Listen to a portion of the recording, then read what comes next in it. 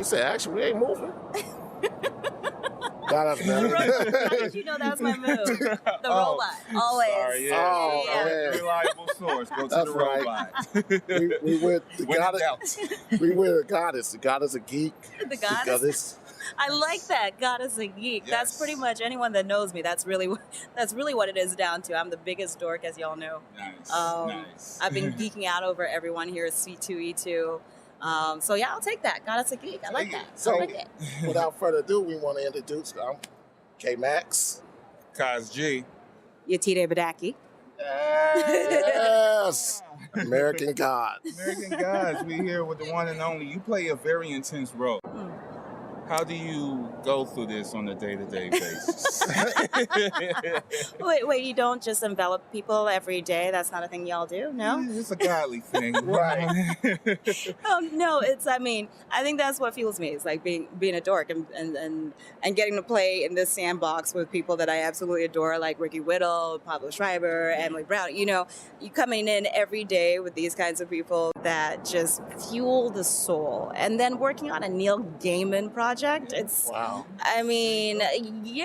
So I guess that's how I handle working on that. Go ahead. Yeah. You even have other geek legends in there, like Gillian Anderson from X-Files. Right. We had Gillian Anderson. We had Kristen Chenoweth, Orlando Jones. Can we just take a moment for Orlando Jones? Breathtaking. Love him. Performance. Love him. Yeah. So all of that fuel is what gets us through it all. So your character is Bilquis. Yeah. So all right. I'm not exactly certain. Is it a Greek name or what's the origin? Actually, now you got my geek coming out. Actually, yeah, that's what we're looking for. Bilquis was the Queen of Sheba. So historically, we know her from her encounter with Solomon, where so you see that in the Bible, you see that in the Torah, you see that in several texts, Quran, through time, and she was that queen that came and quizzed him. Which is always a fascinating thing. She quizzed him, and even though he had sent the invite, she told him, "I'll be there in a while." She didn't come immediately either. But it's funny that she showed up in there, and then you don't really know more about her. Like, she's in all these texts, but there's no no real backstory. Exactly. Very mysterious. So you get that she was intelligent, you get that she was powerful, you get that she was wealthy, she brought all kinds of gifts with her. But beyond that, there's a lot to play with. Yeah. Oh, wow. Yes, you have the fun that you do on the show. Exactly. Yeah. Did you see me light up? I went, oh, well.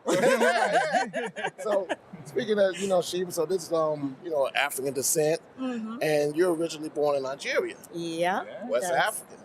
That's correct. I was born in a place called, Wakanda Forever. we get that all in there. In a place called Ibadan. And, that's actually how I got into acting. Okay. Because, we had a big family. My father was the first son of the first wife of a chief. Whoa. So royalty. We have... I know, right? We got royalty in my DNA. But yeah, we always had family coming round. And that was the first time I was bit by the storytelling bug, is the elders would tell stories by the fire. Mm-hmm. And they would just transport you into all these other worlds. And I just remember being this kid, just wide-eyed and blown away by all of that. And I knew that's what I wanted in my life. I didn't know, as a kid, I didn't know what that would mean, how you do it. But it's what inspired this whole journey. Wow. Cool. Yeah. So, you also was featured in Call of Duty. Yeah. You did your research. Yeah. I was interested in what's your role and what's the difference of if you was just voice acting? I'm quite sure they didn't have you with the outfit with the logo. Oh, they did. Oh, word. Well, let's get into Oh, that. we went the whole gamut. So- okay, Oh my cool. goodness. Yeah, So yeah. it's not just you just with a mic saying like, "Oh no, shoot!" You're actually in gear and The in full character. whole Wow, gear. that's dope. So I mean, you go into like, it's like a warehouse type area that's all Like like this? taped out, basically. Yeah, kind of like this, but it's all taped out. Okay. You get the full outfit with the helmet, the dots all over your face. I think the closest thing to it is like being, a little kid, when you played Hot Lava, like don't touch the floor because Right. it's hot lava. Yeah, right. That's basically what it feels like. People are like, oh, wait, something is hitting the ship. Oh, everyone go this way. Oh, we're shaking. It was a trip. It's random.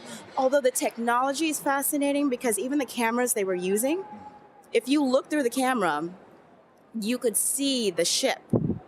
So even if I'm standing in a warehouse that looks completely weird and empty, if you look through the camera, it looks like I'm standing in the ship. It's kind of like it's the visual equivalent of a DJ having a monitor. Right. So it'll have real time viewing of or visual what's happening. Exactly. That's pretty cool. It was, and then it's just. Message. Oh yeah, let's talk about that.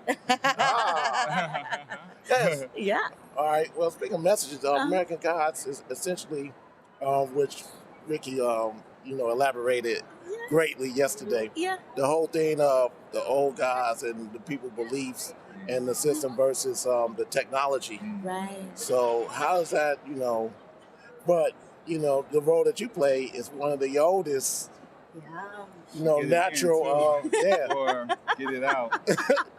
No, I think you had it right the first time. Yeah. the oldest natural aspect of us being humans and Yeah. relating to gods. Yeah, Neil Gaiman did some incredible stuff with this book. I think he asked some of the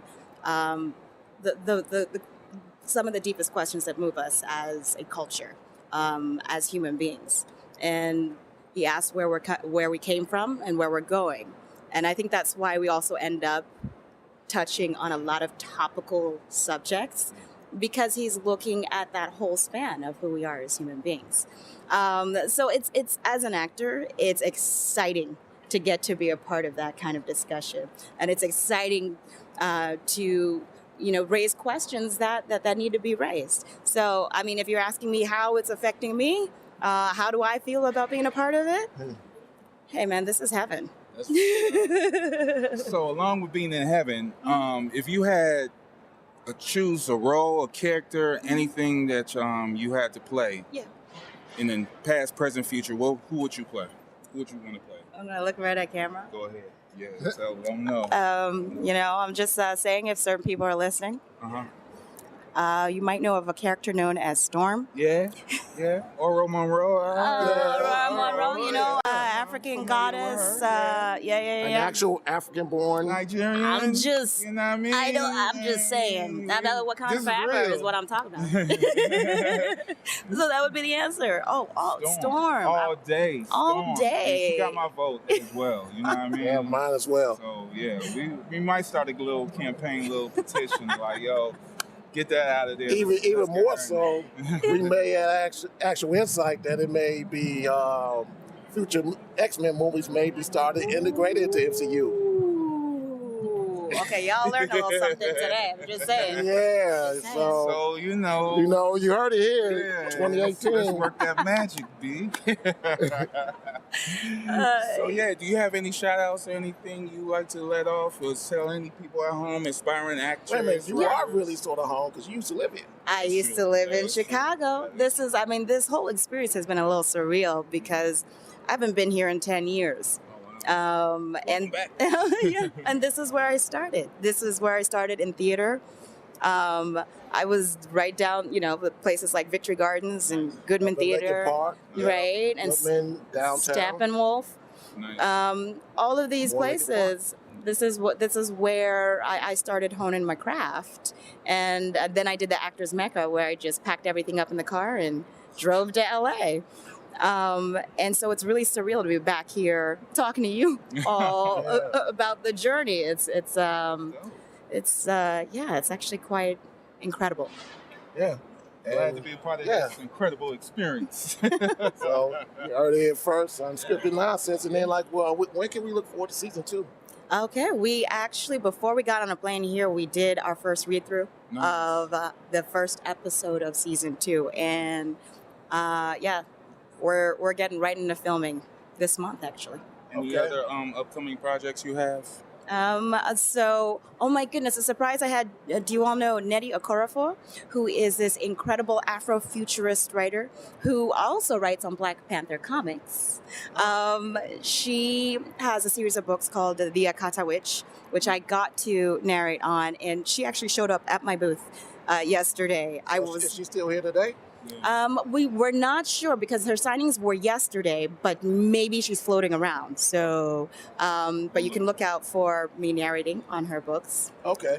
And then I have a feature coming out later this year and one early 2019, I believe. All right. Uh-huh. And X-Men. Storm. That's it. Mary T'Challa. Everyone's got a cold right now. Campaign. There's something in my throat. It's like mute. Mutations. So yeah, man, I'm Kaz G. K Max. This Unscripted Nonsense here with Yetide Badaki. Yes, and thanks for sharing time Yeah. with us. And, Hopefully we'll see you all again. Yeah, we're gonna see you again. Maybe even LA. Yeah, for sure. That would be really dope. I need to go back. I haven't been since 2012. Oh, wow. You gotta Okay, make then that that's going to be your return journey.